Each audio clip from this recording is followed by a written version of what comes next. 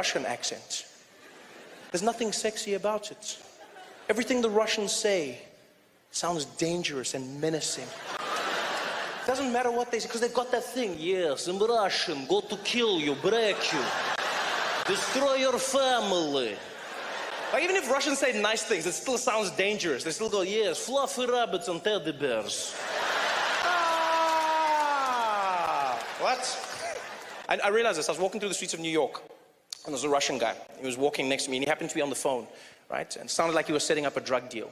And so this guy is walking next to me, and he's talking. And he switched from English, the English-Russian accent, into Russian. And it went from fear to no fear. It was the strangest thing ever. He was on the phone, and he was like, yeah, no, Vlad, don't worry. The guys go to bed at 3 o'clock, okay? You meet them, you tell me after that, you got the package we call. Don't worry. Vlad, no, listen. Vlad.